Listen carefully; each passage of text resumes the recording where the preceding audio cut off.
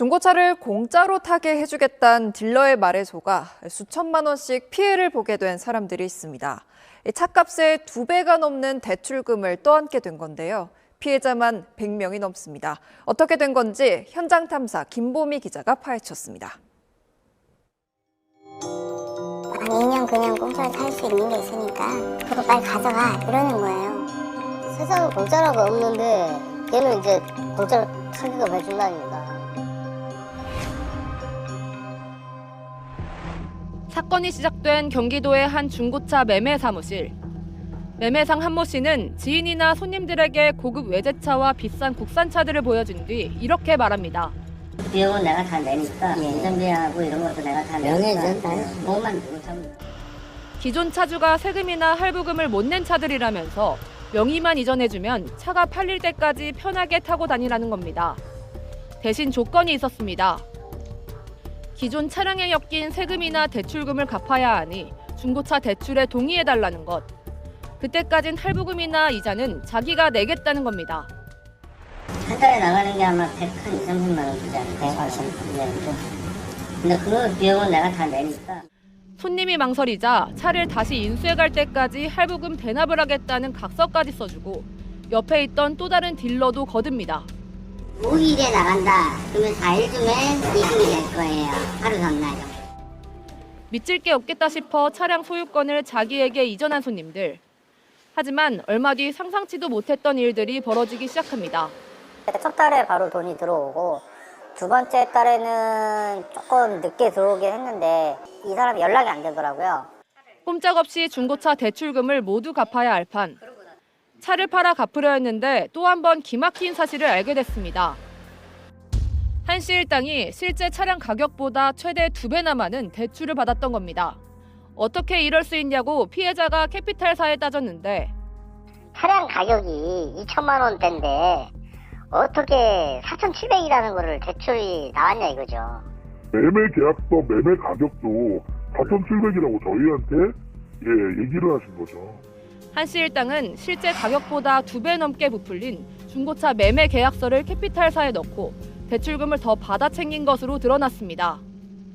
결국 명의를 이전해주고 대출에 동의해줬던 사람들만 차값의 2배 넘는 대출금 폭탄을 떠안게 됐습니다.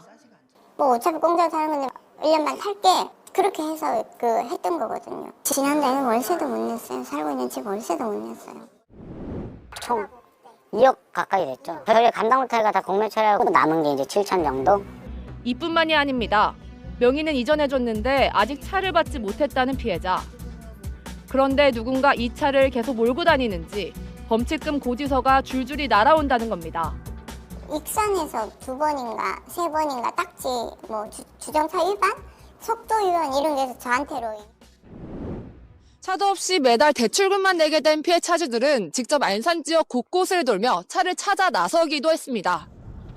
실제로 한 피해자가 취재진과 함께 안산 일대를 돌아보던 중 공원 주차장에 방치된 차를 발견하기도 했습니다. 차가 제가 수리해라 맡겼는데 지금 이래 해놓은 거 아니에요. 지금 처음 보신 거예요? 네. 30개월 만에 보는 거예요 지금. 한 씨 일당의 중고차 매매 사무실은 문이 굳게 잠겨 있는 상태. 취재팀은 한 씨가 산다는 집 주소를 알아내 찾아가 봤습니다. 죄송한데 저희 작년 10월부터 다른 사람 사는데 왜 계속 다른 분들이 오시는지 모르겠어요. 한 씨 일당에게 당한 피해자는 파악된 수만 100여 명. 피해 신고를 접수한 경찰이 한 씨 일당의 행방을 확인한 결과 지난해 10월 태국으로 출국한 상태였습니다. 네, 이 내용 취재한 김보미 기자 나와 있습니다. 가장 궁금한 게 분명 대출 심사를 받았을 텐데 이 차값의 2배를 대출받는 게 가능한 일입니까? 네, 캐피탈사의 대출 심사 과정을 취재해봤는데 총 3가지 요인이 있었습니다. 고객의 신용 점수와 매매 계약서상의 차량 가액, 그리고 차종과 연식, 주행거리 등을 고려해서 대출 가능 범위를 정한 자체 DB 자료인데요. 고가의 차량일수록 옵션에 따라 신차 가격이 몇 천만 원씩 차이 나기도 하죠. 중고차도 마찬가지입니다. 다만 중고차는 사고와 수리 이력이 시세에 결정적인 변수로 작용을 하는데요. 이번 사건에서 한 씨 일당이 제일 많이 대출을 받은 모 캐피탈사의 경우에는 이 DB 자료에 옵션과 사고 이력이 포함되지 않았습니다. 결국 신용에만 문제가 없으면 매매 계약서상의 차량 가액이 결정적인 요인으로 작용을 하는 겁니다. 다시 말해 딜러가 매매 가격을 뻥튀기해서 캐피탈사에 전달을 하면 이를 걸러낼 방법이 없다는 겁니다. 네, 피해를 입은 사람들이 많은데 경찰이 수사에 나섰습니까? 네, 피해자 모임에 들어온 100여 명 중에 현재까지 60여 명이 고소장을 제출했습니다. 경찰이 파악한 사기 금액은 대출 금액만 30억 원이 넘습니다. 계속 고소가 이어지고 있어서 이 금액은 점차 늘어날 걸로 보이는데요. 경찰은 태국으로 도주한 이 일당에 대해 여권 무효화 조치와 인터폴 수배에 나설 예정입니다. 피해자들은 한결같이 계약 당시 뭔가 미시적다 생각은 했지만 결국 유혹에 넘어간 것에 대해 후회하고 있었습니다. 유사 사기가 있을 수 있는 만큼 소비자들의 각별한 주의가 필요해 보입니다. 네, 김보미 기자 잘 들었습니다.